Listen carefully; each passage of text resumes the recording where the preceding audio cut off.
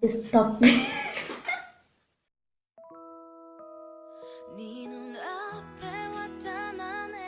Assalamualaikum warahmatullahi wabarakatuh.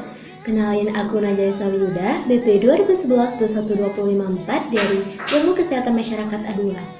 Nah, jadi di video kali ini aku bakal ngejelasin ke salah seorang keluarga aku tentang osteopenia.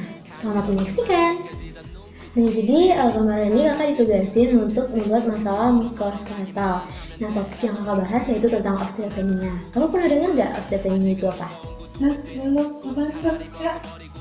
Jadi, osteopenia merupakan suatu kondisi di mana terjadinya penurunan massa tulang sebagai prediktor dini terjadinya osteoporosis, yaitu keadaan tulang menjadi tipis dan rapuh. Faktor penyebabnya apa ya, Kak? Nah, jadi faktor-faktor risiko penyebab osteopenia ini yaitu yang pertama merokok.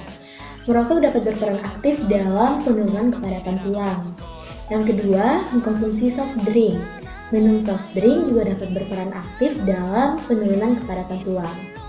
Yang ketiga yaitu kurang aktivitas fisik. Apabila kita kurang beraktivitas dan kita malah duduk aja atau cuma rebahan aja, maka dapat menurunkan densitas tulang yang rendah.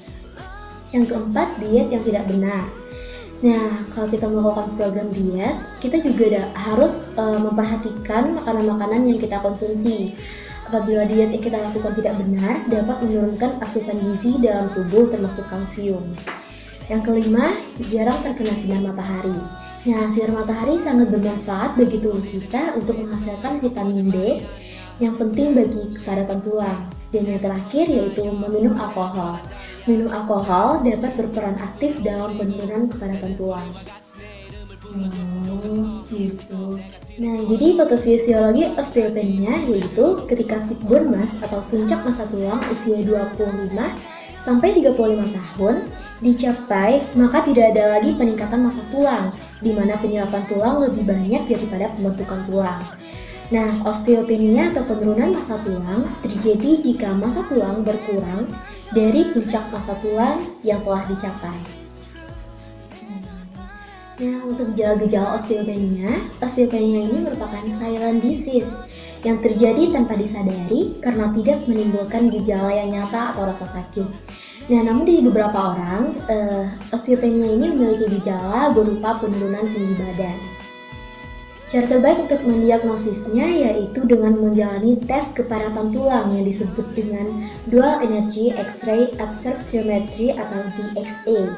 Kemudian hasilnya akan dibandingkan dengan skor T, yang mana skor T ini adalah tulang orang dewasa muda yang sehat, dan skor Z tulang orang lain dengan usia dan jenis kelamin yang sama. Nah, skor T yang berkisar dari -1 hingga -25 dikategorikan sebagai osteopenia. Semakin rendah nilai skor T, maka semakin keropos tulang tersebut. Nah, Kak, kalau misalnya udah kena osteopenia, gimana tuh cara pengobatannya? Nah, jadi untuk pengobatan osteopenia ini yaitu yang pertama dengan mengkonsumsi bifosfonat yang terdiri dari asam zoledronat, natrium lisodronat, asam ibandronat, dan natrium alendronat. Yang kedua yaitu dengan penggantian hormon estrogen progestin terkonjugasi atau HRT. Yang ketiga, kalsitamin salmon. Yang keempat, modulator reseptor estrogen selektif atau raloxifene. Dan yang kelima yaitu anabolik atau teriparatid. Dan yang terakhir yaitu dengan mengkonsumsi suplemen-suplemen. Jadi, biar kita ingin terhindar dari osteopenia, ada berbagai macam nih cara untuk mencegahnya, yaitu yang pertama, mengurangi dan berhenti merokok. Yang kedua, mengurangi dan berhenti minum alkohol. Yang ketiga, meningkatkan asupan kalsium dan vitamin. Yang keempat, olahraga secara teratur dan melakukan aktivitas yang proporsional.